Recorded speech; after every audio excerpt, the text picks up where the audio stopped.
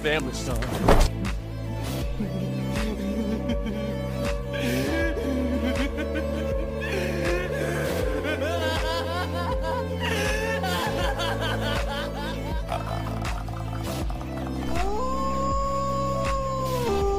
Hello, hello, hello, and welcome to another episode of the Hungry Gamers podcast. We are powered by ATEBIT.net and those sexy, sexy legends over at Manscaped, obviously Audio Technica. More on both of those guys and girls later. I'm extremely spooky and sometimes humble host Brendan White. You can find me just about everywhere at Brendan8bit. And joining me today, the vampirella to my Wolfman, my podcast Ride or Die, and in this state, we are definitely dying because there's all things spooky and horrific today. Miss Ali Hart, you can find her on them socials at Miss Ali Hart. What is going on today? Hello, it's the spooky season. I wasn't sure if I was going to try and continue the whole intro with that, and I'm like, I don't think there's a chance in hell, so I'm just going to lead it off and then get back into it. Listeners were like, I hope this is not going to be a thing. This isn't going to be a thing. Now. Especially considering, I guess by the time this one comes out, we'll be out of October. So, but November is just as freaky. I think I'm going to try and get it released tomorrow. So it's still going to be Halloween in America. So technically, it's still going to be out in time for some Halloween sort of realness. So it's not going to be too out of date. It's going to be evergreen. So, yeah, as we alluded to on the previous episode of THG, this is going to be a very spooky-centric episode. We're going to have a bit of a chat about what we've been playing just to sort of cover off on Watch Dogs Legion, but also, just deep diving on all things horrific. So we're going to be talking horror movies, horror games, horror TV shows. Got some voice of the 8-Bit Nation as well to sort of dissect and sort of see what people else, what other people are out there feeling and enjoying. And we're just going to have a scary old time here in the THG HQ. Yeah, well, I mean, talking about what we've played, I've actually pulled something out of the dead. Yes, that's right, guys. I played Hearthstone. Remember that game? It used to get mentioned every time. We're bringing it back. Bringing it back, bitches. I actually have been playing it. My partner, for some reason, I can't remember why, but he got really into it. And then he said, I have a quest where I have to play with a friend. And I'm like, oh, okay, I'll load it up, And now that I've played it a bunch, I'm a little bit addicted to it. I'm not hooks addicted. Have sunk themselves in. I'm not addicted to getting my ass handed to me. I'm actually pretty bad. Oh, no. Yeah, I'm pretty bad. I only seem to do well as a rogue, which is kind of sad. So I don't really go out of my comfort zone. But ladies and gentlemen, I do get my ass handed to me pretty bad. So, but it's fun. It is good. I've dabbled. I've never been a core player. I've never gone to the extent of Brad from D1 DLC did, where I think he got the gold for every class at the time, which is 1,000 wins per class. And I think he did it for every single type, which is next level insanity, but power to your brother for doing that. But yeah. I really like it. It's something we talked about way back in the origins of THG. It's a great little snap game. The fact that it's on mobile, it's on, whether it be a phone or a tablet, you can play this anywhere, anytime, and being able to play with friends or enemies is awesome. And the meta, there's so much to it as far as changes of cards, buffs and nerfs, which constantly recycle the meta, and then new cards get brought in, old cards get taken out. So it's kind of cool that it keeps things fresh and keeps you on your toes. But yeah, I'm so far gone. I didn't know they did that, and I was like, it was pretty confronting to load up the game and being like, these are all your dead cards, and I'm like, oh, okay. Spooky. Yeah. I was like, these are dead cards. Here's some new ones. And by the way, there's new card packs and everything like that. And I'm like, okay.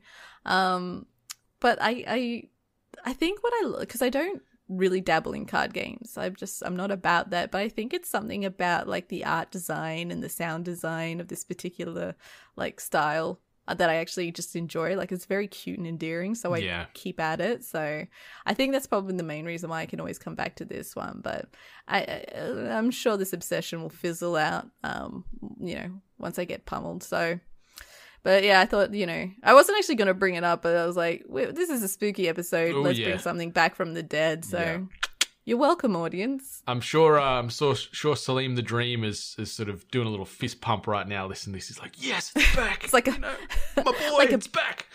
A blizzard like signal in the sky, like Batman, or like a Spidey sense, where he's like, someone I know is playing Hearthstone. Yeah, he just looks up, sees that signal, this little head nod, and then keeps drinking. Yeah, probably. So let's hear about Legions. Yeah, very curious. Yeah, I've been playing Legion now for just about a week. So shout out to Ubisoft for throwing us some early access. I've been playing it on the Xbox One X. Been sort of getting my experience in old London town. So for those that aren't aware, obviously it's the next entry into the Watch Dogs series. It's the third one in the series itself. It's a fictionalized sort of representation set in old London town, and you're trying to, I guess, you're rebuilding DedSec. So DedSec are a group of like anti-establishment hackers that go against the military and the corrupt government and stuff. Anyone that doesn't know, I guess the best way to describe what Watch Dogs is in a nutshell is picture GTA or Saints Row. So it's got that kind of sandbox. You can do whatever. You can be as anarchistic as you want to. But there's an emphasis on sort of hacking and cyber and technology and stuff. So you can control traffic lights to cause chaos. You can control, you can hack drones cruising past. You can hack security cameras. You can hack people's phones. You can do all this kind of stuff to get information and just rain anarchy through London. So it's really cool in that regard. And the fact that you can do a lot of that on the fly, like hitting your LB or your L1 if you're on the PlayStation, that's pretty much your interact or your disrupt button. So you can run around and just disrupt things as you go. So you don't have to sort of jump into menus to cause a lot of this anarchy. So you can do it really, really fluidly when you're on foot or driving or riding a motorcycle and things like that. But yeah, it's really, really, really fun. Like, I really enjoy this living, breathing London. It's fully realized. It's gorgeous. The world that you're running around in is phenomenal. Like, I don't think London's probably this sunny in real life. Like, just knowing people in the UK and people that are gone, it's always dreary and miserable. You don't get much of that. It's very nice and sunny and nice and warm. Don't really encounter too much bad weather, which is something which took me by surprise. But it's just really cool, the world you're in. And the game starts and you've got about a dozen characters to start from as your base character. And I settled on this sort of very proper gentleman called Frederick. So you've got your typical underground looking hacker, like young early 20s, hoodie, tattoos and all this kind of rowdiness. But this Frederick, he was like a banker in a nice suit, bolo hat, gloves, like well kept mustache. So I thought he'd be great to start DedSec because he's just so unlike everything else that you had at your disposal to start with. And he didn't really have many cool abilities. So depending on the people you recruit into DedSec, which we'll talk more about in a second, they show up to sort of 3 or 4 passive abilities they've got. So they can have certain weapons, they can have certain, like they can call in people, or they can hack quicker, or they've got stun abilities and stuff like that.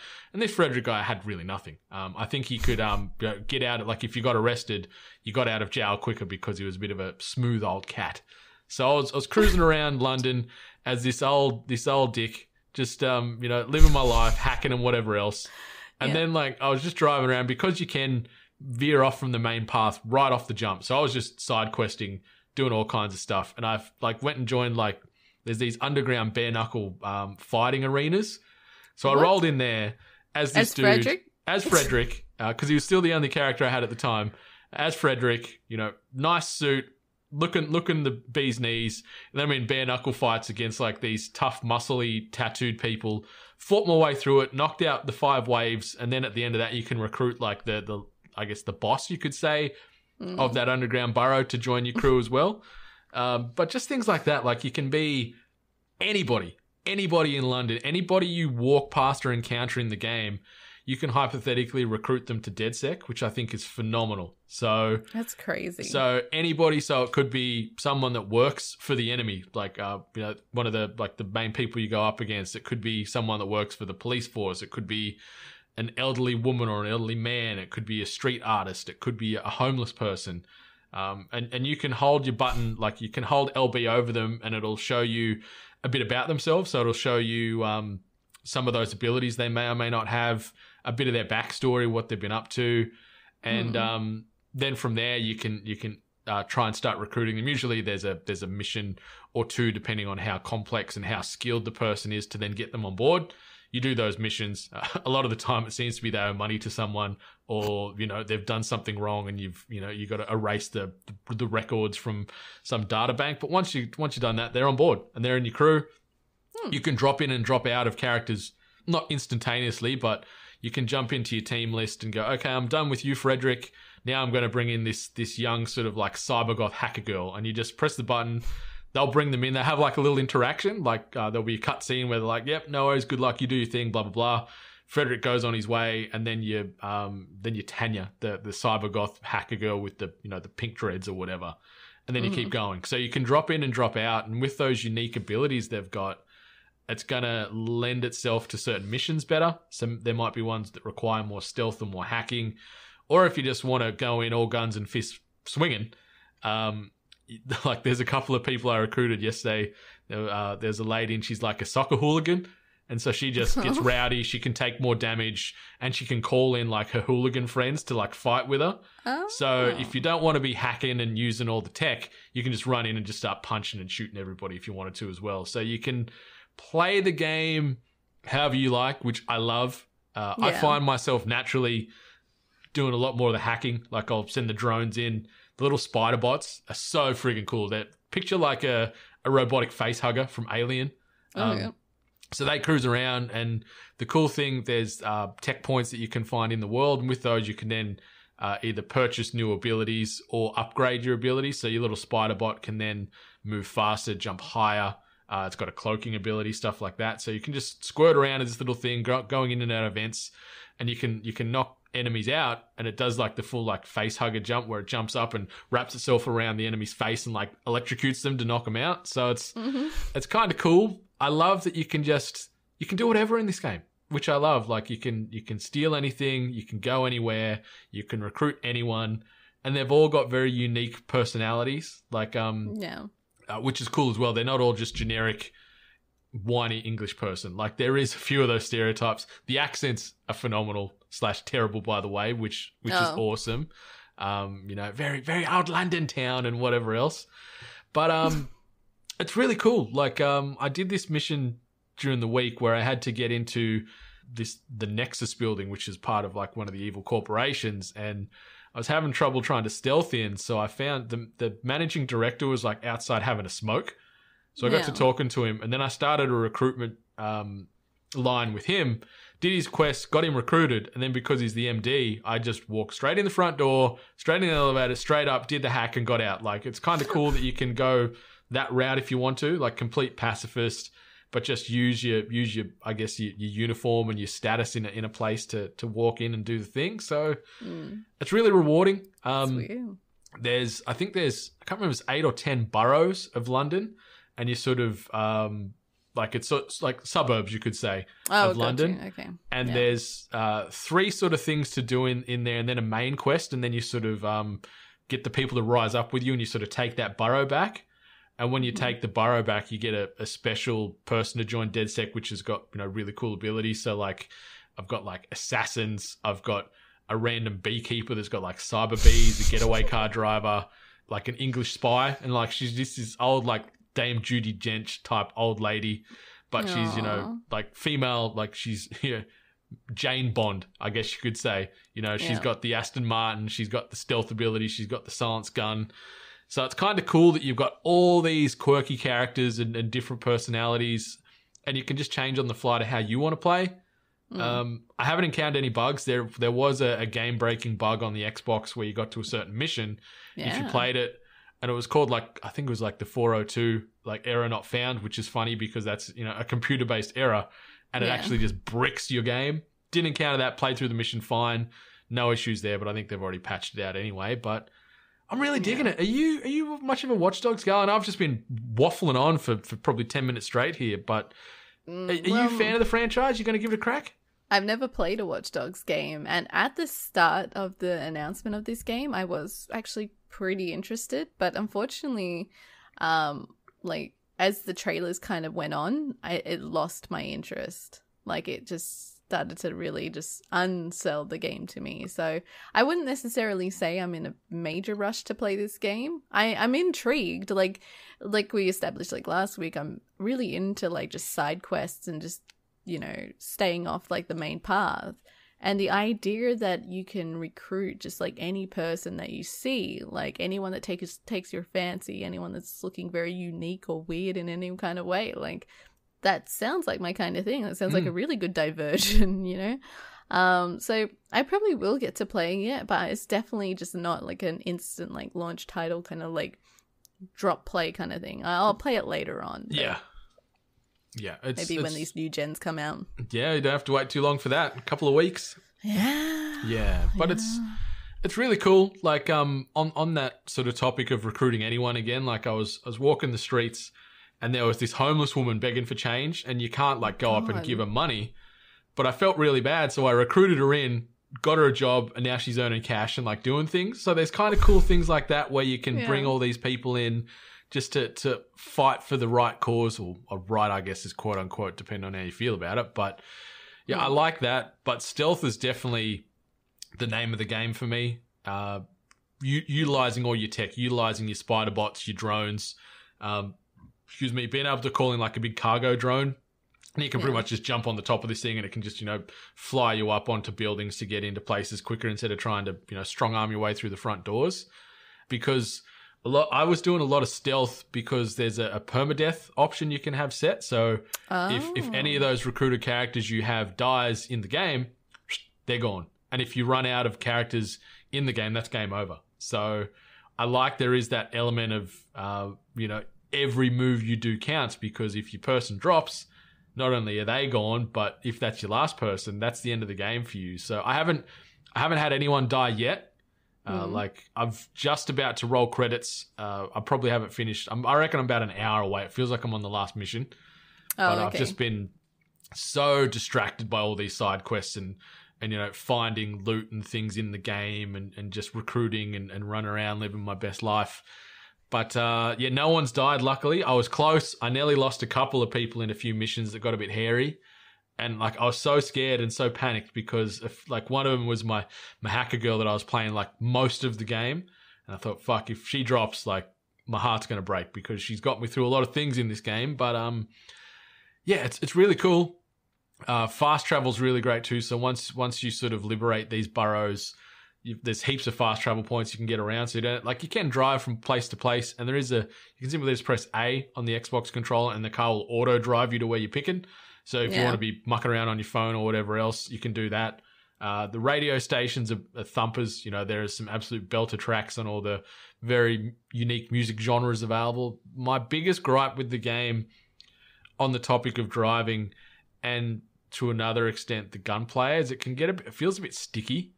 Like the gunplay, yeah, like driving, like it's like very rigid. Like some of the turning, like it doesn't feel like it's very smooth. Oh, like when you're aiming, Batmobile, Bat Tank. Yes, yeah, that's a good way to describe it.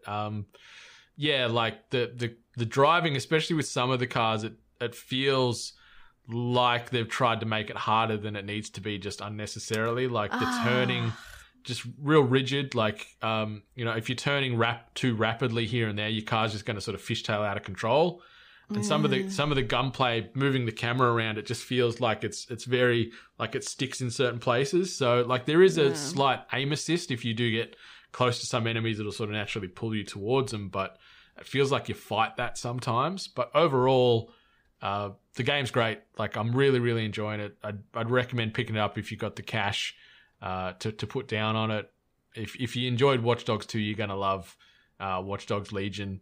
Really cool location, cool assortment of characters. The big bads aren't overly memorable, like the main bosses you're going against. Like, they've got some cool lines and some cool scenes, but overall, I think you just get lost in the anarchy and everything else outside of the game. You don't really sort of drill too deep on sort of the two main baddies that you're sort of going up against in the game. But yeah, overall, really cool. Like, I see a lot of 8 out of 10s and things like that, and I'll just quickly confirm what Metacritic gave it. Yeah, we've definitely seen a lot of like mixed opinions, mixed reviews about this one, and I could see why. I could see why a game like this would have that kind of thing. But it seems like roughly the same. Yeah. So Metacritic, it's currently a 76. And I was going to say about an 8 out of 10. So yeah, I feel that like it's not perfect. It's really fun. I really like the cast of characters. I like that you can recruit any on-screen character just about. Like, I think that's awesome. Cool concept, quirky world, quirky characters. So much to do. Like, that sandbox, you can make complete anarchy right from the jump. Like, I like that they haven't sort of forced you on rails to you have to do mission X, Y to progress.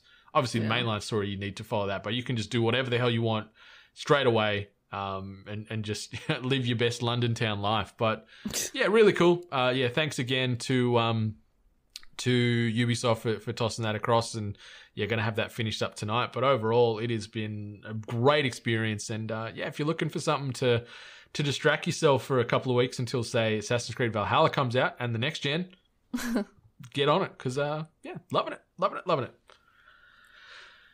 All right, quick bit of housekeeping. Obviously, 8bitnation.net or 8bit.net is your good central hubs to get direct access to all of those sexy 8-bit links. We're talking direct access to the Patreon, to the Discord, to the Facebook groups, to the web store, shop8bit.net to get yourself some sweet, sweet merch. We've got a new design dropping this coming week, which is done by our man over at Exu. We've got a very nice sort of 80s inspired neon raptor hanging out with the 8-bit wheels in the background. Came out really, really cool. Really happy with that one. So that will be available on tees and hoodies and all that other kind of cool stuff in the coming days. So be sure to check out shop8bit.net. Obviously, when you're done checking out our stuff, audiotechnica.com or audiotechnica.com.au for us in the AU to get yourself the best in audio-based equipment. We're talking headphones, microphones, gaming headsets, turntables. Regarding headphones, in-ear, over-ear, Bluetooth, noise cancelling, it is all there. You can kit yourself out from the streets all the way to the studio. So audiotechnica.com or audiotechnica.com.au. Also, be sure to rate, review, subscribe us, as well as all the other podcasts in the hashtag 8bit collective on iTunes or whatever your podcast player of choice is, because those ratings and reviews help keep the emotional lights on in our hearts. Takes no time, costs you no money, and means the world to us. And a quick little shout out to those legends over at OK Beast. They've officially closed down the OK Beast podcast, and I guess OK Beast as a whole, due to one of the main pillars, Alex Van Aken, picking up a job at Game Informer. So congratulations to him, and also shout out to Brandon and Ian for doing all these great things over the years. And obviously they had Blessing, who's gone on to do great things at Kind of Funny. But yeah, you guys will be sorely missed. No doubt you're still going to be available in the gaming landscape as a whole, doing content with various new outlets, especially, Alex with Game Informer. But really, really well done to you guys. Over 200 episodes. No joke. Yeah. But onwards and upwards for all three of those legends over there. So anything else you want to add to the housekeeping before we maybe get into a quick little ad read and then get into the meat and potatoes?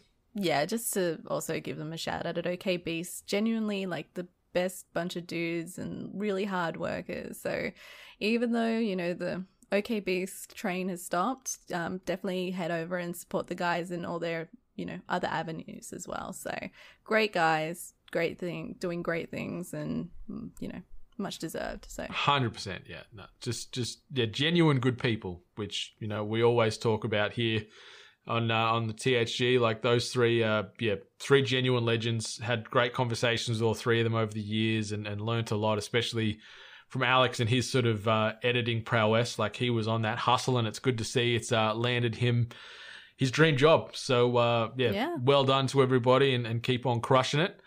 But a quick little ad read here before we get into the crux of episode 217 here. And this spooky edition of the Hungry Gamers is brought to you by our new partners over at Manscaped, the leaders in below the plumber's belt grooming. Want to know how to level up your game and keep your plunger in tip-top shape? Well, it all starts by picking yourself up the Perfect Package 3.0. Remember that feeling when you first got your hands on the Master Sword? Well, times that by 3. And you have a rough idea as to how special the products from Manscaped are. The Lawnmower 3.0 would not look out of place in Zelda's hands. Wiki face. The ceramic blade with advanced skin-safe technology keeps you safe in battle and in the bathroom. No nicks and cuts here, people. None at all. Like, I am smooth down there at the moment. Like, it is something special. It's a sight to behold. And the Perfect Package 3.0 kit comes with the new and improved Lawnmower 3.0 and a ton of other liquid formulations to round out your grooming routine. Some of these liquid tools for your family jewels include the Crop Preserver, a game-changing anti-chafing deodorant for your Pokeballs. Why are you not already putting deodorant on the smelliest part of your body, men out there? Why not? Seriously, get the Crop Preserver, chuck it on your bits. You're never going to feel better, and you're probably never going to smell better down there. And those special people in your life, they're going to thank you for that. And after you're done with the Crop Preserver, check out a spray-on ball toner known as the Crop Reviver. This little gem refreshes those balls after getting that treatment from the Lawnmower 3.0 and allows you to level up those balls with a spray-on toner and refresher made to give you a little pep in your step as well. The Perfect Package also comes with a travel bag, disposable shaving mats, and a set of the comfiest anti-chafing boxers you've ever worn. This is the perfect package for your perfect package. Get 20% off and free shipping with the code 8BIT at manscaped.com. That's 20% off with free shipping at manscaped.com using the code ATEBIT. Remember, people, nobody likes a dirty controller. So 8BIT over at manscaped.com is going to get you 20% off and free shipping for people not only in the US and Canada, but also in Australia and New Zealand. So manscaped.com, use the code 8BIT, 20% off and free shipping. All right, let's get into the basis of episode 217 Spooky Edition. And I thought we'd start things off maybe talking about our top 3 scariest games. We're going to be talking some film and TV as well, but I thought we'd sort of start things off on the right note. We're here predominantly talking gaming. So should we sort of go back and forth? Maybe go 3, 2, 1. Like, I'll say my 3, you say your 3, 2, so on and so forth. Working our way to the pinnacle. Let's do it that way. Okay. I think it's okay. Good. So my number 3 was a game that came out in 2013 by Studio Red Barrels. And for those that don't know, the game is called Outlast. Quite the survival horror. A little bit different to, I guess, traditional survival horror elements where you're usually surviving due to limited resources and things like that. But this game is all about running and hiding and trying to stay safe with all you've really got is a camera with a very hungry battery pack in it. So you're living and breathing off the joys of AAA batteries to be able to see in the darkness.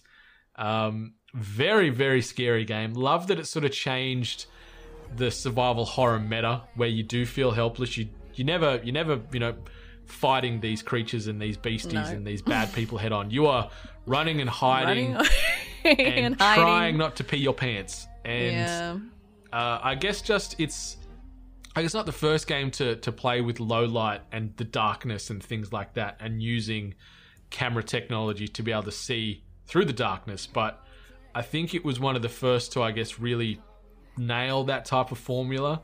Yeah, it definitely had an impact when it was released. Like, I definitely remember it being the it game to play, especially for the spooky seasons. But I definitely remember it actually being quite a groundbreaker for when it was released. And I mean, they keep on like launching them titles, so they're doing something right. Yeah, so that game, very eerie. Like, it was out 7 years ago, and head on over to youtube.com/weare8bit. But I might actually get this video and a couple of other spooky ones we've done, and maybe we'll cut them up and sort of share them on the socials, because we did a bit of a playthrough on the Outlast 2 demo before it came out many moons ago, with myself, Dream, and Ali working our way through this game. And they're just scary. They're atmospheric. Just every little noise, like every little breath or scream uttered from a monster, or just anything that wants to fucking kill you, really, coupled with your own heavy breathing and your heart rate. Like, I just remember playing this game for the first time and running and jumping over things and hiding under a bed or hiding in a little crawl space just to think I'm safe, and then finding out that they've actually zeroed in on your location. Then you're doing it again and again. But yeah, Outlast is my number 3 for my scary games. What's your number 3? Now, mine's a very obscure one, but I remember this game having quite an impact on me when I discovered it. It's a game called Ex Mortis. And what it is, it's a point-and-click adventure game, but it's also a flash game. So I actually played this on Newgrounds. Holy moly. So hopefully it still counts. It was definitely a game. It's a point-and-click horror adventure. And by golly, I think this is early 2000s when this was released. And it is extremely graphic and gruesome. There's a lot of jump scares. There's a lot of reading. It's very, very story driven. There's a lot of reading of journals, reading of notes, and kind of finding out about the Ex Mortis that kind of came in, that was taking over. I think this is set in America, so you kind of read diary journals of them following it, kind of taking over the whole country and the whole world kind of thing. But it was more the photorealistic environments that you were clicking through, and just some really gory shit was in here. And I'm pretty certain stumbling upon this at I'm assuming if it's early 2000s, so my late teenage years, 2004 maybe. Was this little gem making its way to Newgrounds? Yeah, so early teens, rummaging on the internet and finding all the fucked up things that I could find. And yeah, Ex Mortis is definitely there. And they even released Ex Mortis 2, but Ex Mortis 1 was the one that I probably played the most, and it was extremely graphic. It's really well done for a point and click adventure game. I think it was really highly rated as well, and I think you can still play it. I think it's still available. Yeah, I'm looking on Newgrounds right now, and it's been played nearly 3 million times, which is pretty impressive. 4.56 out of 5 is the score, and that's based off nearly 3,700 votes. So there you go. Yeah, and reading about it, this was Leffler Web Design is the author of this game. This is the first game he ever made.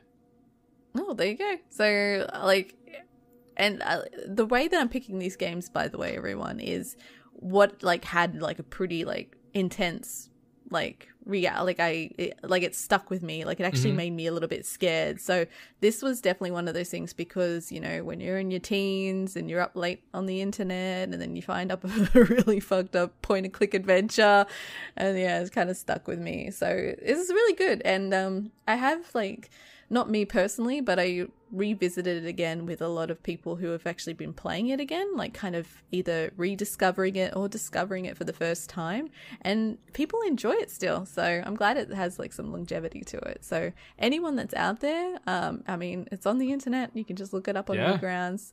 Ex Mortis. How long's the playthrough? Is it a long game? If you do all the reading, it can take a bit. But it is a flash game on the internet, so it's obviously not going to take up all your time. I would say probably an hour or so. Okay. Yeah. And he's done a third. He's done 3 Ex Mortises as well. There was a third Ex Mortis. Yeah. Okay. So I was only familiar with the 2. So I'm just having a look at the third one now. It came out in 2009. Oh, but maybe it doesn't work because Adobe Flash is pretty much dead now. Oh, it's only 3.15 out of 5, so it's gotten progressively worse after. Actually, Ex Mortis 2 is 4.73 out of 5, so maybe 2's not too bad. 2 was pretty decent, but I just remember the first and original one just being incredible. Just for something free you stumble upon on the internet, it was pretty awesome. shout out to Newgrounds too for coming through on the clutch with some of these absolute gems, right? I am the way I am because of Newgrounds and albino black sheep and all the other ones as well. I grew up there. Yeah. I guess we've got to give an honorable mention, not gaming related or anything like that, but I'd say a lot of us spent at least a few minutes on rotten.com. I knew you were going to say. You knew I was going there? Rotten, yeah, rotten.com. God, yeah, we're a generation that website's taken down now, but... Is it? Is it really? I was trying to think of it the other day. But yeah, like that, like this is like the Wild West of the internet, where you could just stumble up on some like gory. Oh yeah, like obviously you've got things like your 4chan and your Reddits and all that kind of stuff now, but before all that, like Rotten was one of those fucked up pillars. Like no doubt there was other websites out there that had that kind of way shit. Worse. But Rotten was certainly probably one of the more mainstream, at least like when we were kids and young adults. That was a website that most people were like, oh, would you check out this on Rotten? Like, a bit edgy, it was edgy to check out rotten.com. It was edgy. Yeah. So our number 2, didn't even talk about any of this beforehand, but our number 2 is the exact same for both of us. And that's Fatal Frame 2, Crimson Butterfly. And that was done by Tecmo. Released in 2003. Did you want to lead us off? Did you want to sort of share your thoughts on Fatal Frame 2? Yeah, so, with my experience of Fatal Frame 2, this was me spending a lot of time over a cousin's house who had a PlayStation 2 because, didn't have one. And I just, I think it was, one of those stages where we're kind of, we're all playing the game. And then it came my turn to play it. And... I think at this stage maybe I'd only really dipped my toe into the Japanese kind of horror genre in general, and just being absolutely familiar with how amazing they do horror and how much it can fuck you up. That's this game. This game is Japanese horror in video game form to a T. It is perfection. I'm just noticing as well, similar, very, very similar to your number 3. This is a game where you can't really attack so much. Your weapon is a camera. You are trying to take photos of these ghosts. But yeah, for the most part, you're running and hiding and, trying to go through this spirit town to save your sister. Oh, and I had nightmares after playing this game. Yeah, it fucks you up. Some of the designs of the spirits were so twisted and very grotesque and horrific. And yeah, really as you said, it's a similar formula to what I guess Outlast that we just talked about followed, where you are helpless to a degree. You've got this camera that you can use to ward off these evil spirits. But with this camera, you've got to get right up in their face with this thing. And you have to line it up damage, perfectly. quote unquote. Yeah. Yeah, you've got to get them in the, I respect the hell out of the fact that they do get a bit, photograph snobbery to it, where you got to have the perfect shot. It has to line up. It's life or death, but it's nah. You need the good angle. You need to get this thing in the frame. I'm sorry, beheaded ghost. Could you just move to the left a little? Yeah. It's and there was a few moments I remember playing this back in the day where I'm like, come on now, just get the fucking shot and let me go. But I know exactly. that sort of ratchets up the tension even more. It is a baller move for a scary game to tell you, no, idiot, you've got to face the fear. You've got to literally run up to it and, stare it down. And I couldn't handle that.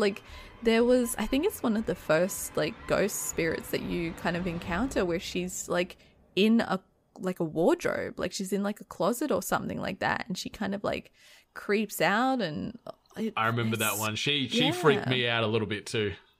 It screwed me up, man. So I'd never finished this game because it's too scary.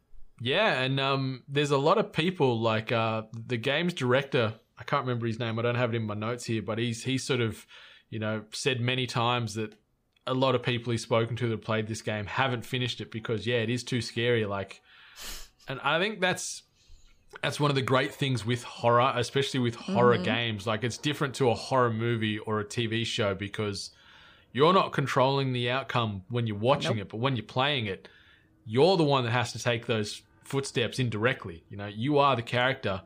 So you're constantly like, a good horror game is where you do have to stop and catch your breath and readjust and breathe for a minute. Run away.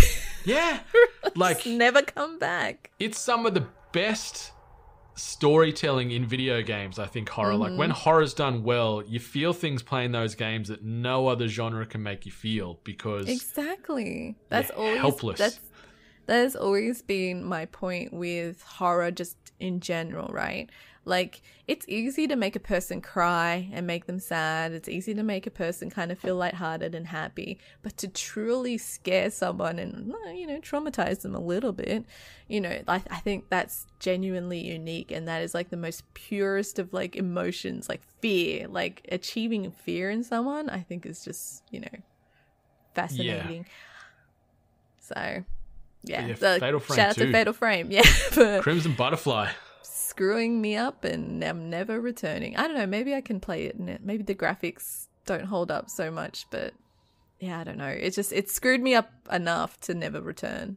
Yeah, it's one that stays with you, and like, you know, as we alluded to at the start of talking about this game, you know, anyone that's watched one of the Ring films or The Grudge or any of those fantastic Japanese or Asian horror films, imagine that where you're in that universe. Like, I think they made a Ring game, but I think it was fucking woeful. But Fatal Frame 2 is some of the most perfect horror, and yeah, it's got my heart pumping, unlike many others. But before I wanted to jump onto the number ones, a couple of honorable mentions.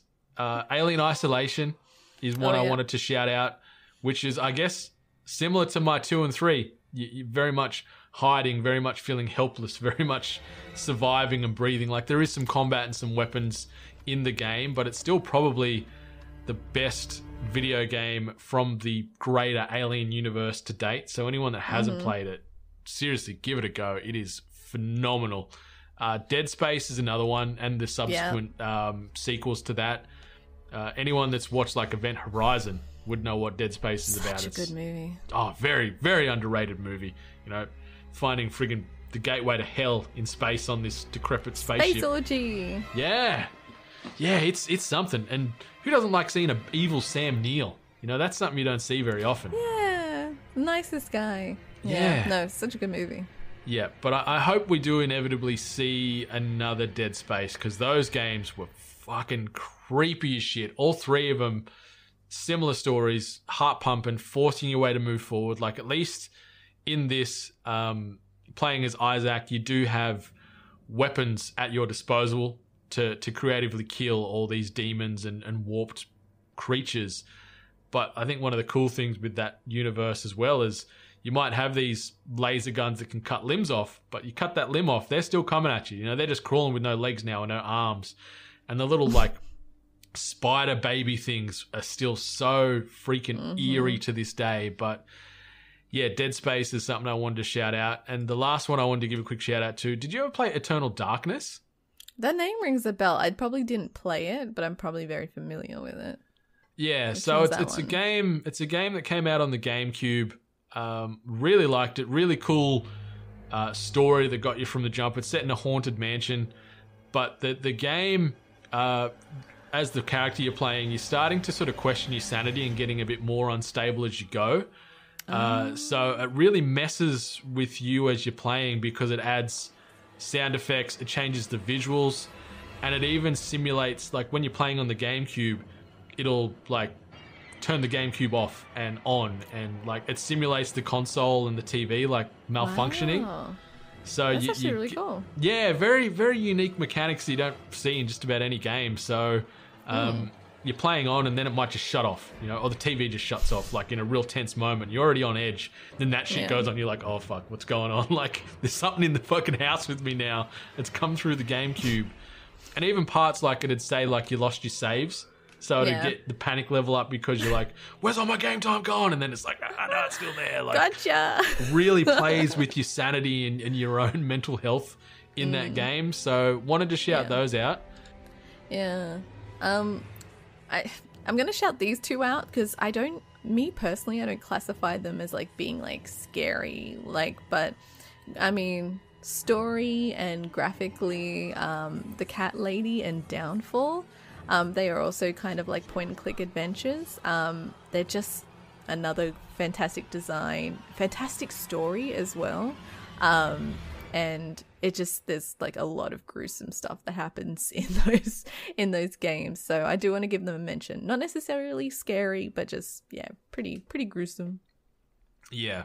Yeah. And I think what you just touched on then is a lot of these games we're talking about, the story and the narrative is what gets you. Like, there's a lot of gory games out there, a lot of real horrific scenes, but unless there's a good story to push you along and force you to move forward, you can sort of lose sight of that. Like, there's so many games that you look at it and it looks nightmare-esque with the world you're in, but then there's just shit stories, shit dialogue, whatever else, and you just sort of lose a lot of that tension. Like, there's only so many demons and eerie scenes you can see if you don't really give a shit about what's going on.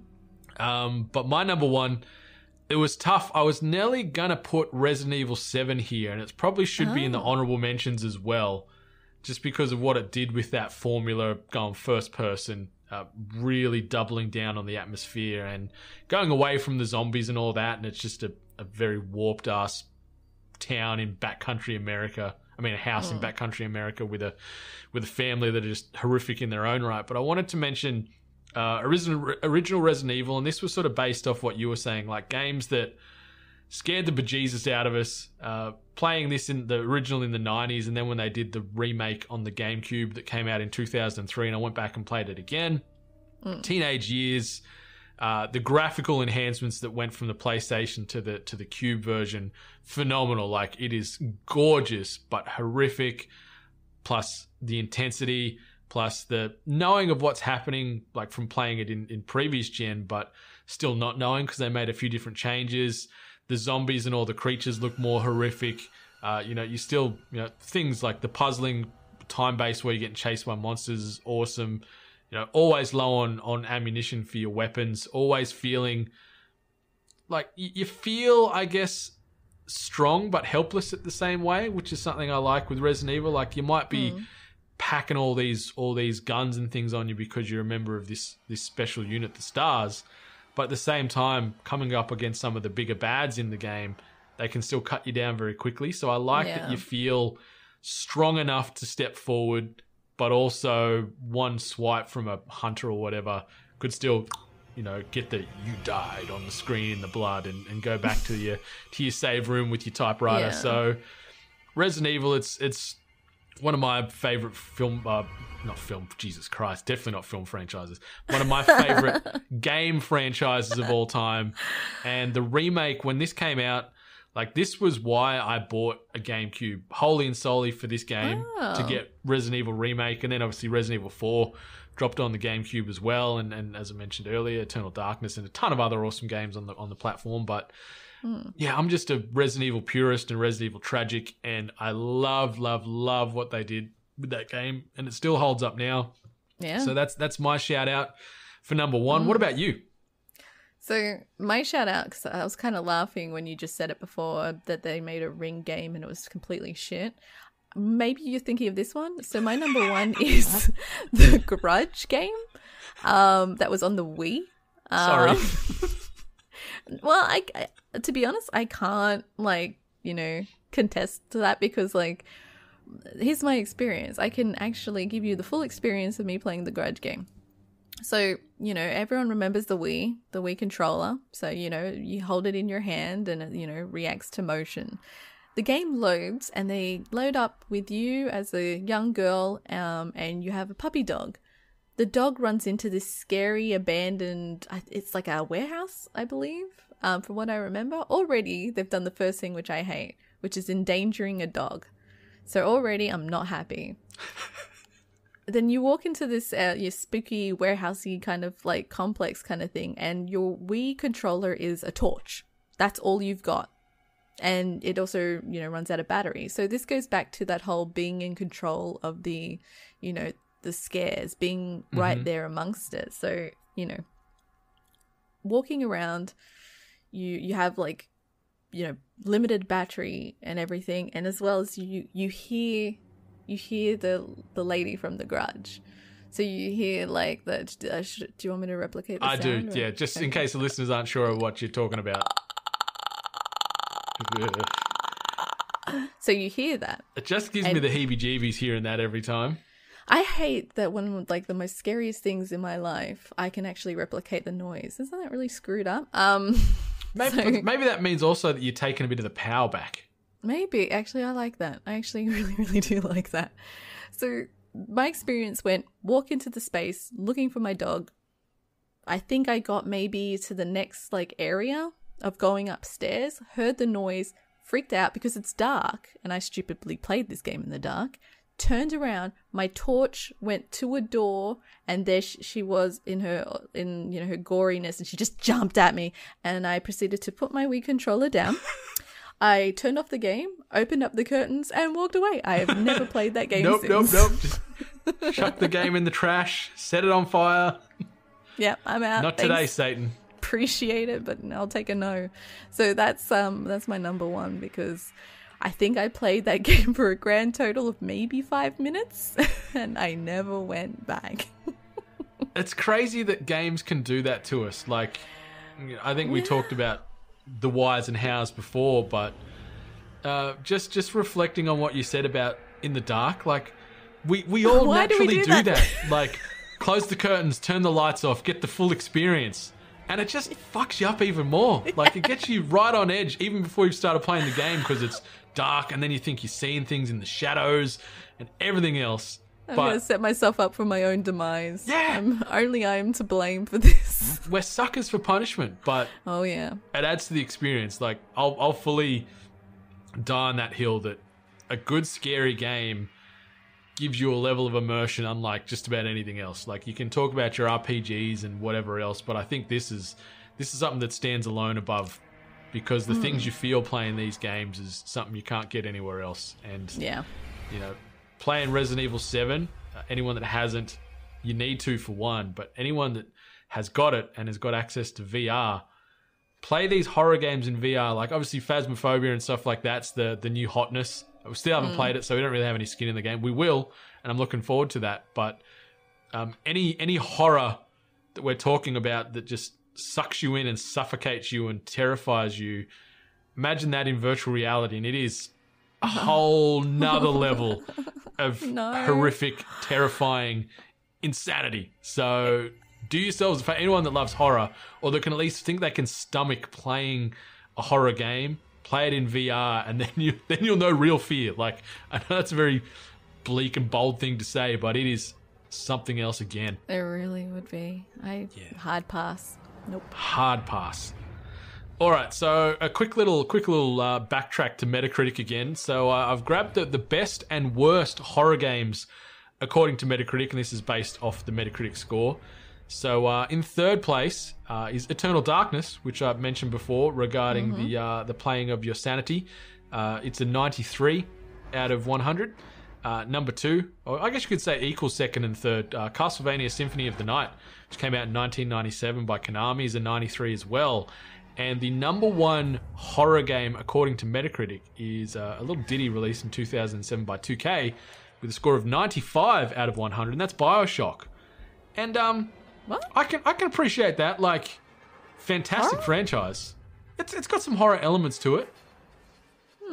I'd classify it as a horror. Okay. Yeah. That's fair. I probably wouldn't have. I don't know what I would classify it as, apart from like just some adventure, action. First person action horror RPG, I guess, is what like you'd describe it as. But there is some horrific moments in that game, and some of the enemies, like some of the splices and stuff you come up against in that game, do genuinely give you the heebie-jeebies and scare you. And at the other end of the spectrum, the worst horror game of all time is Alone in the Dark Illumination with a 19 out of 100. There's a lot of other very bad games, but I thought we'd just highlight the worst. Alone in the Dark Illumination. I played, like, I think it might have been the original Alone in the Dark. I think it was about It was good. in 1992, where it's very, like, boxy. Yeah. Yeah. I think I only played it as a demo. I think it was on, like, a PC demo disc. But, like, that little, like, short segment where you're in, like a labyrinth, like a hedge labyrinth, and you're, like, running around and you're trying to kill this, like, peg-legged guy. Fucked me up as a kid. Fucked me up as a kid. Yeah. All right. So, should we jump into maybe some listener responses for the games, then maybe jump back to film and TV? Sure, let's do that. All right. Well, I will start with the Discord responses, and then we can work our way through the IGs and the Twitters as well. And Sika Sarah, aka Trevor Scott, wanted to mention Affected the Manor in VR as his spooky recommendation. Haven't played it, know nothing about it, but we talked about VR and horror before, so I can already say, yeah, it'd be pretty scary. At Clayton, Resident Evil 2 Remake is scary when Mr. X is chasing you relentlessly. Such a great way to remake him. Also, Resident Evil 7 is spooky, especially early game when Jack is after you and you don't have much in the way of weapons. First person makes the RE experience so much scarier and in your face. Literally. Yeah. Can confirm Resident Evil 7, as I said, love it, love it, love it, love it. That's like a spooky chef's kiss. At Calgar, Phasmophobia is a spook fest, particularly if you don't go for the full 4 players. Much scarier solo or 2-player IMO. Well, there you go. Maybe you and I can just play. Maybe you and I can just give it a go. Also, absolutely use the in-game chat since it uses distance to change what you hear from the other players, and the ghosts react to your voice and what you say if you get it all set up properly. I love that element, like seeing people like play it and seeing that element. Like you talk to like a little like audio, like a little speaker box. Yeah. And if you talk to it, the ghost will respond. And I'm like, oh my God, this game just seems so amazing. Like it feels like my Ghost Hunters fantasies have been imagined in game form. Yep. But in this one, you actually see things instead of it just being a bunch of hypothetical hicks running around asylums and stuff. But yeah, great television though. And the last one on the Discord at Noble XTC, I second Phasmo, one of the scariest games I've played in a long time. Also, apparently a one-man dev team. Damn. Yeah, one person behind Phasmophobia. Yeah, apparently he's already done an update. They've added, I think, a new ghost, okay, big. So yeah, it's Slimer from Ghostbusters. He's made his way. Imagine that. Yeah, once again, we've probably brought it up a bunch of times. Really surprised that we actually haven't played it. Like, I think like what Calgar mentioned, we've been trying to get the full 4 squad, and so it's tough to try and wrangle yourself plus 3 to find the time to stream. But if it's just you and me to play, let's try and get this rocking and rolling in the next week, because that'll be fun. I'm looking forward to getting scared, and it's playable in VR. I want to maybe play it in VR.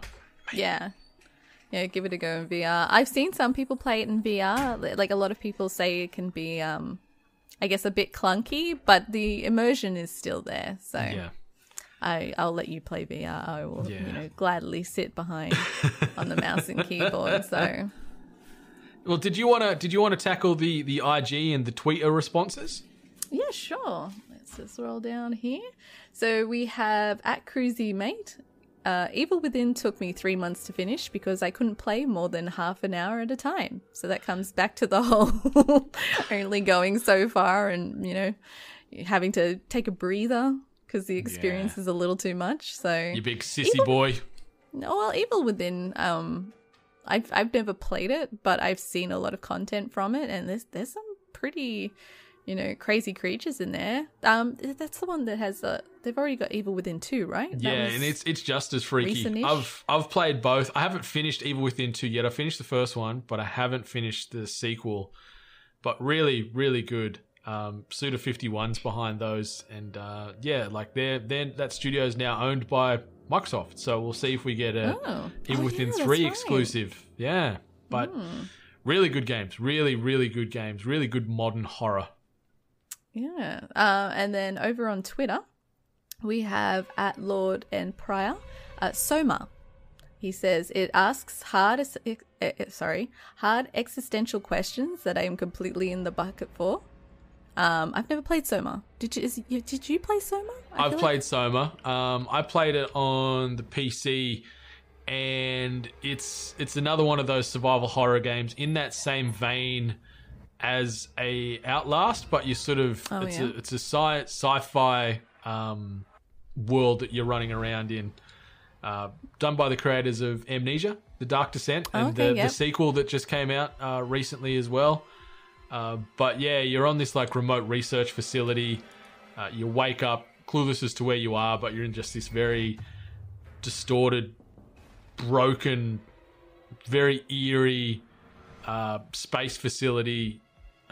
Space feeling. It's sort of semi-futuristic in that regard, but it's just it's very, very eerie. Trying to solve the puzzles and stuff. It's very dread-inducing. Like you need to be stealthing around. It's not like you're going in swinging weaponry and stuff. So it's very sneaky way here, hide there, solve that puzzle, get scared there, lighting jumps here, noises there. It's great. A lot of immersion. Really, really, really recommend that. It's been out, I think,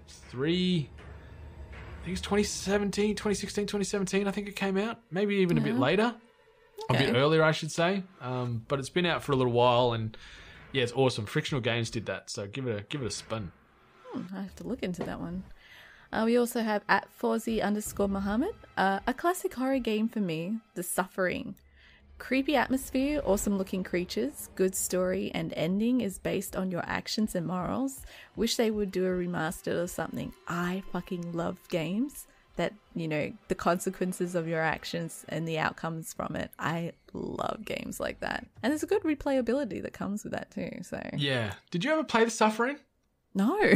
So it's a game where you're on death row, wrongly accused of murdering your family.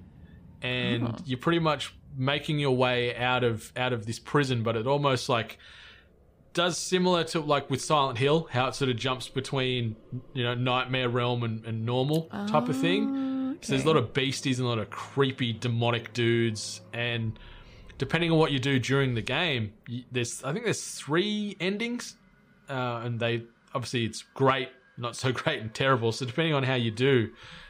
You may or may not get reunited with your family in some way or whatever else. Like it's pretty bonkers. Really cool. I think it was on the PlayStation 2? I don't know. I can't remember if it was OG or PlayStation 2, but I really liked it. Very eerie, very gory. Some cool monsters, some cool models. But yeah, shout out to The Suffering. Yeah. Then we have a response from at the Spawny13, which is Benny. Condemned was brutal. I never finished it. See? Do you play Condemned? Oh no, just the whole point. Sometimes you're just so intense that you just don't finish it. I loved Condemned. So it was like a OG launch title on the 360. And it's first-person horror.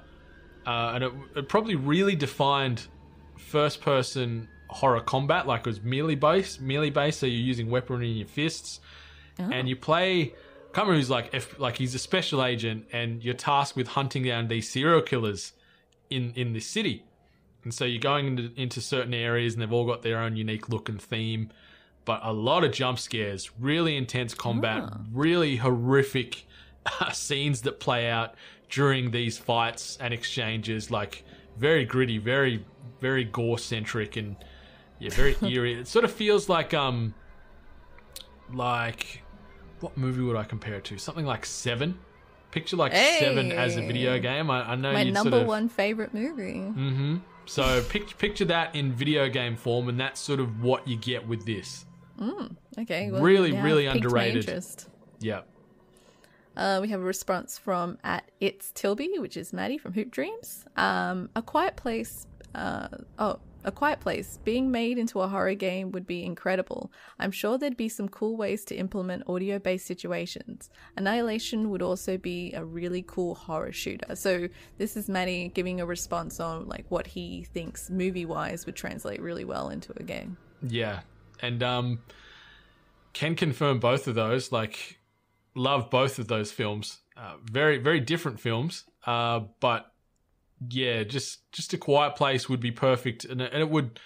You'd look at it like similar to games we've talked about here already, like as your Fatal Frames, your Outlasts, any of these games where you are feeling more defenseless more often than not, and it's all about being quiet and stealthing your way around and not getting these aliens to hunt you down and rip you to shreds. Yeah. Annihilation. I don't know if you've watched Annihilation with Natalie Portman. Oh no, I've skipped that one. Oh, it's good. It's sci-fi horror, but there's like this demon bear in it. And I didn't know it was a horror. Yeah. Like it just looked like a sci-fi game, sci-fi movie. So I was like, no. It's more sci-fi than horror, but there's some real horror elements, and this demon bear in it is fucking terrifying. I'm not going to say anything more about it because anyone that hasn't watched it should go check it out. Mm-hmm. But I just imagine getting chased around by that thing, and ooh, my goodness gracious, no, thank you. Yeah, and last response here is actually from my husband, who actually mentioned Manhunt. Yes, he says it's less about horror, but more so creepy with a special like headset, and you would have like the whispering in your ear to go and like kill people. So, I never played Manhunt. Wasn't that banned? It was banned in Australia after I think it made it on the shelves for maybe 2 weeks. I got a copy of it, and nice. I've got a copy of it now on my PlayStation 4 as well. I bought it from the US store. And it's pretty much a snuff film video game. Like the way to describe this, like voyeuristic. Like you're like a criminal, and you've been released into this like area that this I can't remember the guy's name, but the main big bad that's watching over this. So there's video cameras everywhere, and he's watching your every move, and you've got to try and escape. But there's all other bad people and criminals in this area, and you can stealth your way through or kill them. But the more gratuitously you kill them, the more bonuses and stuff you get. So you're like suffocating these people, like putting plastic bags over their head, stabbing them in the neck with a bit of glass, cutting them up with all kind. Like it is fucked, this game. And yeah, as Adele Pete said, like when you're playing it with headphones, you've got this dude, I can't remember the guy's name, but the main big bad whispering in your ear, yeah, do this to them more, you know, make it more gory, more violent, more insane, because it's for his own sick pleasures, and it's so twisted. This was done by Rockstar, so this is a Rockstar game, but yeah, it's intense. I wanted to reference it, so I'm happy that it did get a mention here, because it's something else. It's one of the most unique games that have come out in that horror vein. Like I haven't really seen anything like this, especially made by someone like a Rockstar. You know, they're very mainstream, and they do. So glad they toned it down for GTA. Yeah. Less broken glass shivs in the neck and stuff like that. But yeah, it's bananas, that game. Yeah, so that's games. Let's jump back, maybe talk some film and TV, and then maybe look at getting on out of here. So I guess we could say our top 3 as far as scary or most horrific and spooky movies and TV. My number 3, I just wanted to shout out The X-Files. This came out when we were little kiddos. Very, very unique and diverse episodes, mostly obviously dealing with aliens and the paranormal and stuff like that, but there was a few that did go down different other ways. I can't remember the episode name itself now, but there was one that was very The Hills Have Eyes, Texas Chainsaw Massacre style. I think that one's called like Home or something like that. Yeah. And that, I know that episode got banned and it's been removed off a lot of streaming services. Yeah. But some of the episodes in that show, like I used to watch this with my mum when I don't even know if I was 10. I would have been maybe single digits still watching this. And watching these types of shows as a kid, you shouldn't be doing it. So I love you, Mum, but like you've done this to me a lot of times over the years. And this show gave me nightmares a lot. And I had bunk beds, and I'd always sleep on the top bunk. And over night time, if I have to wake up to go to the toilet, it'd take me a long time, especially if I recently watched an episode of The X-Files or something else, to build the confidence up to jump off the top bunk, run to the toilet and run back, because I always think there's something underneath. And The X-Files, you know, Mulder and Scully doing their thing. hunting down the paranormal and stuff like that just got me so bad. And yeah, like I haven't watched any of the new stuff. Like they did I can't remember, it was 1 or 2 new seasons a couple of years ago. Yeah. But the old stuff from the 90s just got me good. So good. So that's it my was third. quite a mix though. Like the episode I always remember the most, that I feel like I probably saw the most, was like the one where I'm so bad with the names. Which one's the guy? Fox Mulder. Mulder, yeah. I only remember their last names. He like gets wishes, and like that's the one that I always see, because it's like I always thought it was like the funniest thing, where he wishes for world peace, and so he gets placed in the world and everyone's gone. And I was just I'm like, yeah, that's a really interesting take. It's very interesting. Yeah, it's very, yeah, like as you said, like it wasn't always just, oh, we're hunting aliens. Like it was all kinds of creatures and beasties, and there was just a few episodes that just got me. Yeah, so yeah, I wasn't a dedicated fan, so I can't say that much. What about you? What was your third? Okay, so it took me a while to actually pick one, because same kind of premise where I'm picking things that like fucked me up to some level, like, you know, so I couldn't sleep, couldn't, be in a dark room. So my number 3 is Grave Encounters. A lot of people would have seen snippets from this. This movie has probably the most overused like scenes that are used like as GIFs or like reactions and everything. Funnily enough, it's about like, a bunch of ghost hunters, and they have a TV show, and they go into this asylum, and they purposefully lock themselves in, and they're doing this special, and it starts off with them, walking around, getting set up, that they're fakes, they're kind of like alluring to that they're fakes, and they just want to get the TV show out, but then they actually experience paranormal, activity, paranormal events, and they start actually getting killed off, and then they're permanently locked inside the asylum, and hours go by, even though they should have only been there for a few hours, and they start like getting psychological problems, and it's pretty screwy, and overall I wouldn't say that it's overly scary, but there are certain scenes in it that are really scary, like really good jump scares. There's this scene with like hands as well, and this woman that's in the corner. I think that's the one everyone probably sees. There's a woman in like the corner of a room, and then she turns around and her mouth is like wide kind of thing. So yeah, Grave Encounters, I think it's a decent movie. I wouldn't necessarily say it's some A+, bit of an underground cult classic, that one. Yeah, I guess you could say that. Yeah, I watched it a few years ago, and sort of, I couldn't remember what it was until I just sort of checked it out again early, and I'm like, oh yeah, I remember that one. And when you mentioned the woman with the mouth turning around, it was made on like next to no money, and it generated like some good press. And I think they did. I can't remember if they did 2 sequels. I know they made at least a sequel to it. I haven't watched the sequel. They definitely made a sequel, which I haven't seen.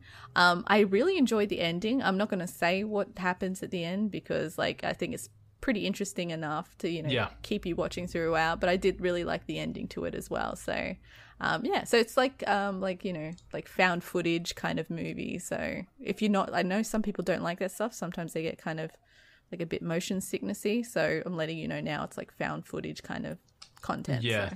Some of the camera moving can certainly be a bit janky and jarring. So you've seen Blair Witch, you'd sort of feel similar to this, Blair Witch, Cloverfield and things.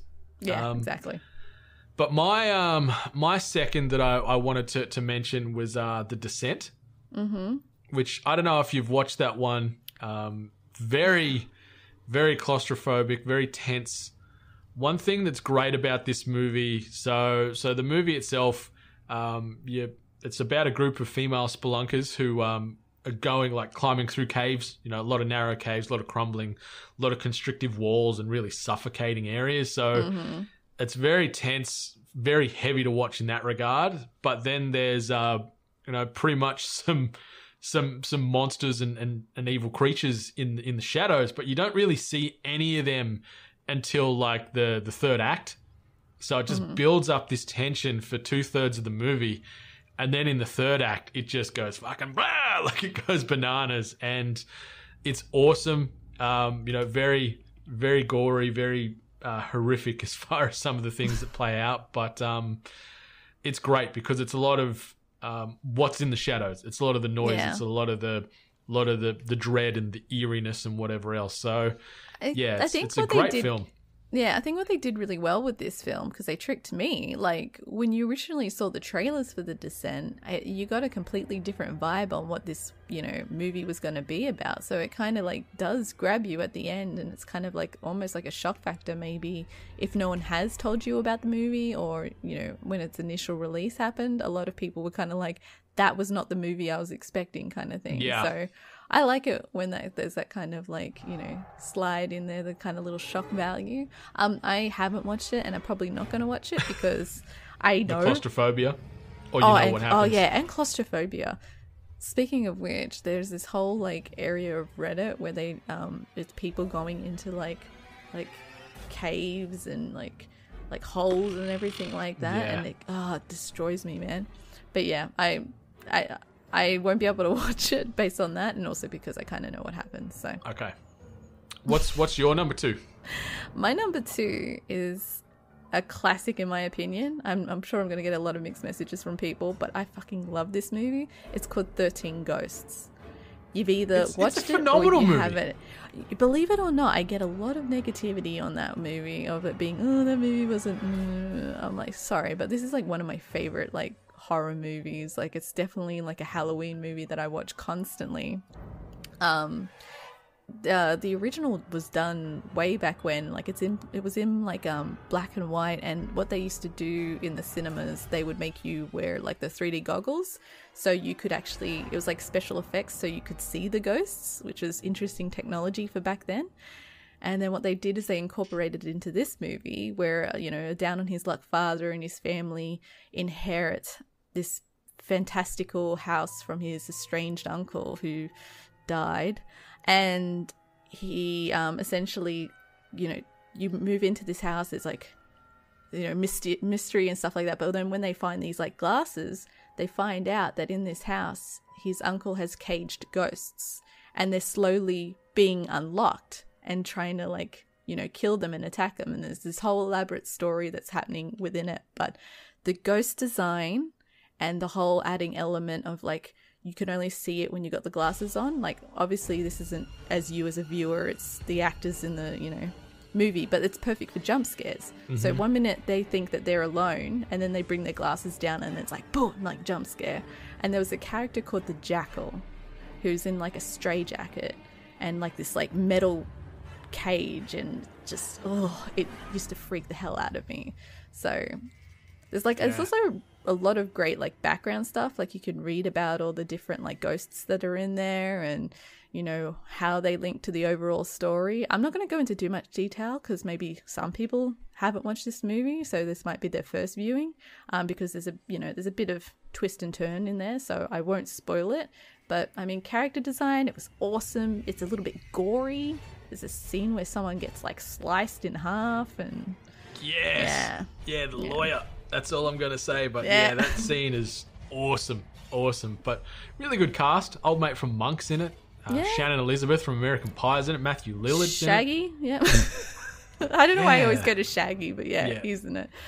It was a really good cast. And I just remember stumbling upon this one. It wasn't recommended to me. I just like stumbled upon it, and it instantly became one of my favorite like horror Halloween movies. So. Yeah, 100%. Very, very unique. I like the concept. It's very different to a lot of others. Like, and not wanting to go into the story to spoil the story, but it's worth checking out. Anyone that hasn't watched, I think it runs about 90 minutes, and it's just kind of balls to the wall from like 15 minutes in. It just really ramps it up, and you're just watching this sort of ghost story play out. It's sick. Exactly. So it's like a family trapped in a house with ghosts that are dangerous, that can attack them, which they may or may not be able to see. So yeah, it's pretty cool. Yeah, so before we tackle our number ones, a couple of quick honourable mentions I wanted to throw out there. Ash vs. Evil Dead, or the Evil Dead series on the film side as a whole, well worth checking out. Penny Dreadful is some good TV-based horror, melding together the worlds of like the werewolves and vampires, so Dracula and a heap of other cool people from yesteryear. Buffy the Vampire Slayer I wanted to give a little bit of love to. Yeah. Belter of a show from the 90s. You know, not like comedy horror, I guess you could say, or horror drama, maybe. Yeah. But special mention to the episode Hush, where those the evil like bald floaty dudes come in and steal everybody's voices. Oh, right. Okay. I just thought that episode was really, really cleverly done. And the other movie I wanted to shout out is I Saw the Devil. It's a Korean film.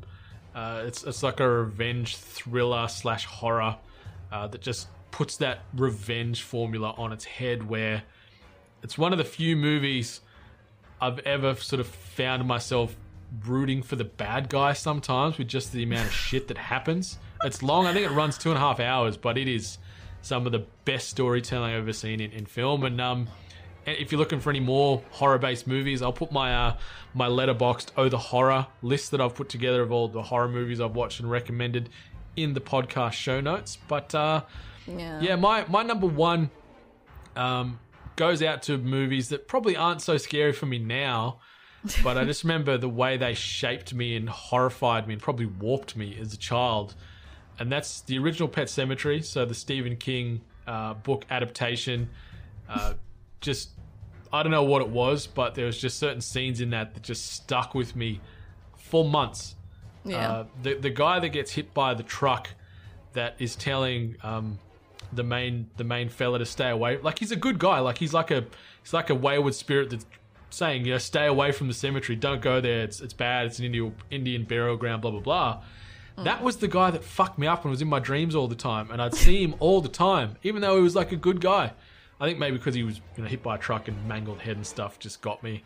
And then I watched the first Hellraiser at far too young an age, and seeing Pinhead and these Cenobites and just these like goth S&M demons ripping the fuck out of people all the time just ruined me for so many years as a kid. Like, I'd have on and off nightmares of those Cenobites coming to get me and like ripping my skin off and all that kind of stuff. So watching them as a kid, and it's funny because when my mum and dad watched the original Hellraiser, I didn't watch it with them then, but they had it on loud enough that when I was laying in bed, I could hear it all fucking playing out. So I was hearing the screams and the noises and everything else. So I sort of had it embedded in my head without even seeing it when I was, I don't know, 8 years old or something. Just a little random curled up in a blanket, just shaking, hearing all Can't these sleep, like Pinhead will eat me, you know, that kind of stuff. Like, so they're my number ones, and that's more so just from the nostalgia and just the impact they had on me overall. Like I love horror, I love scary stuff, but at the same time, there's a part of me that hates it because of the way it makes you feel, but then there's a bigger part of me that just loves that adrenaline rush and that feeling of helplessness. I know exactly what you mean, because I wonder, like, if I know that a movie is extremely scary and I know it's gonna screw me up, like I know it, but I still pursue it because a part of me wants that scare. I want to be terrified, but then it's a gamble because then it's going to, I don't know how much it's going to like traumatize me or stick with me. And that brings me to my number one.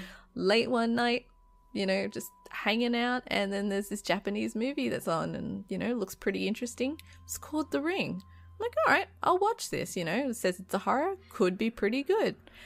So this movie I watched so many years ago. I think I was still in high school maybe. And to this day, I am still terrified of looking at a mirror in the dark. And the static noise that TV makes, it gives me the chills. So, well done, The Ring. You've traumatized me for most of my life. This is a Japanese one too, because like I know a lot of people reference the American version, to which I don't find scary at all. Yeah, I'm with you. Like, there's a few jumps, but the atmosphere is not the same as Ringu or whatever they call it in Japan. There's just a lot of elements in the Japanese version, or I shouldn't say version, the Japanese original, where they do like music, sound, timing, atmosphere, and just everything just works out so perfectly. There's even this element in it where it's the actual video. The actual video. There's this scene where it's people crawling slowly, like, you know, manipulatively backwards in slow motions while there's like moaning and groaning and stuff like that. That screws me up. And I hate it when someone references The Ring, like they use the GIF or they use the video or anything like that. Because even me just seeing the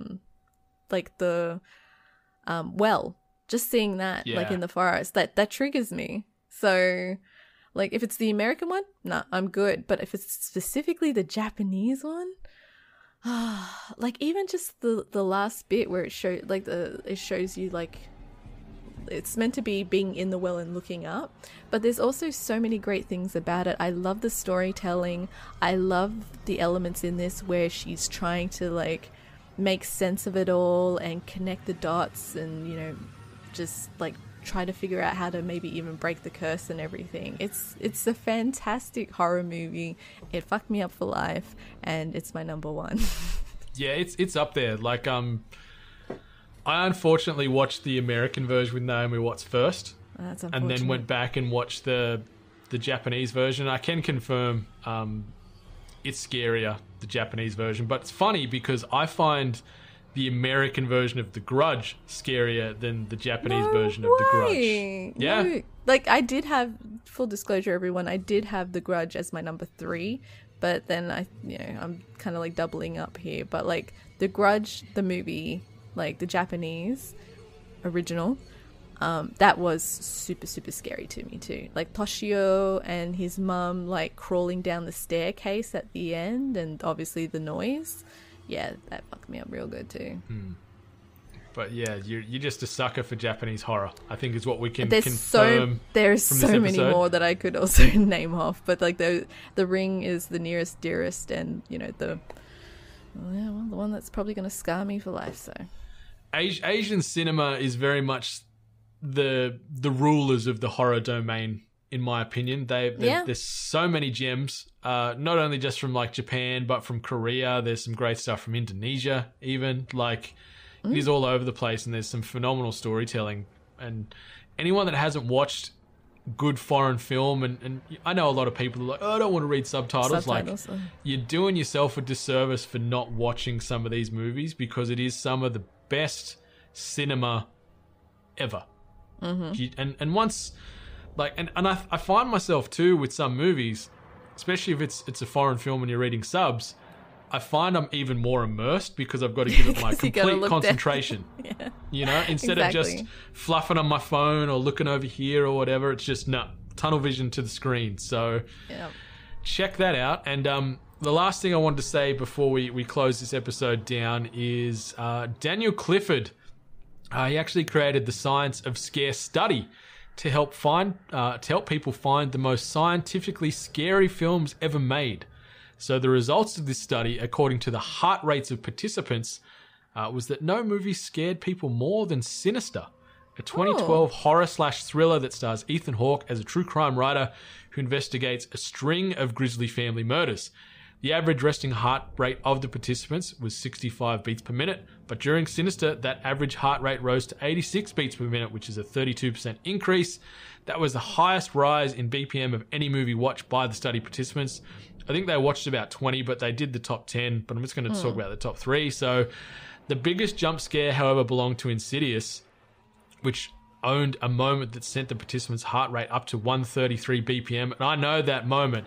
And my heart rate probably went to about 170. Yeah. Yeah, behind. Fucked me up good.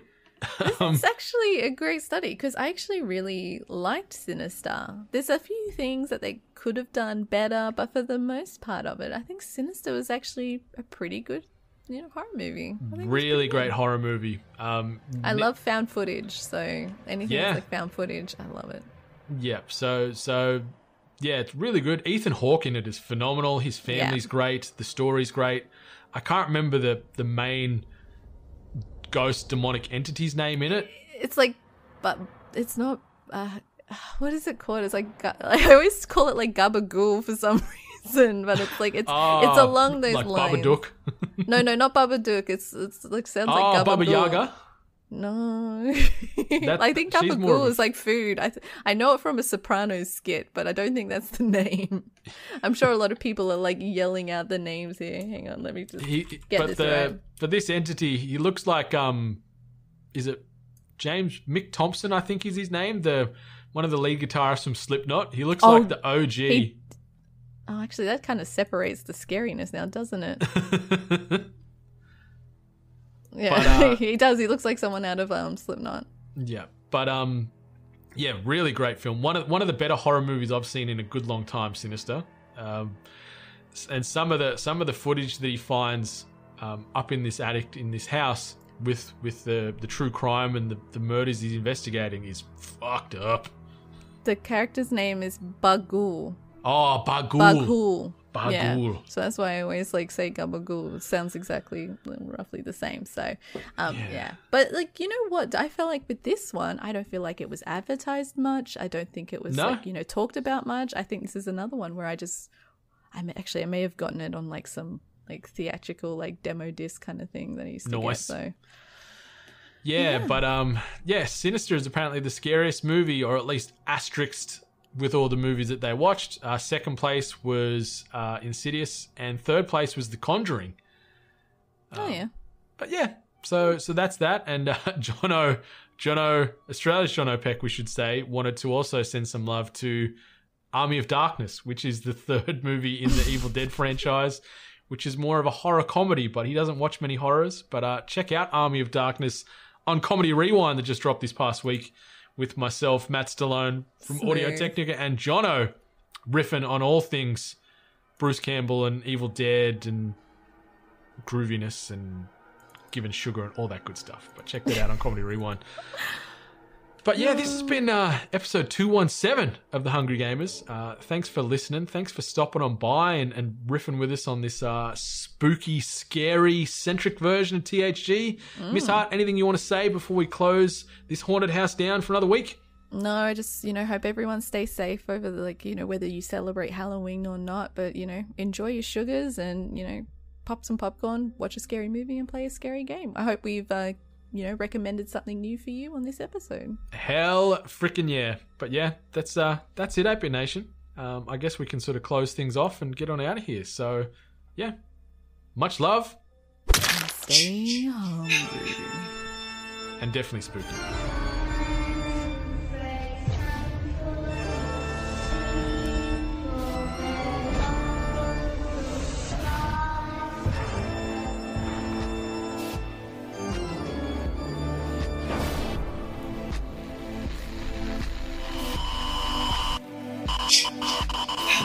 Welcome to the family, son.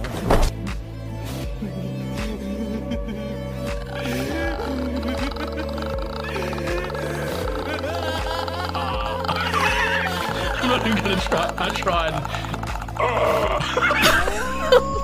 What the fuck was that?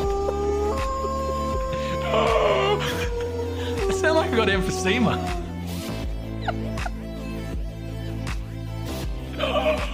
I can't do it. How do you do it?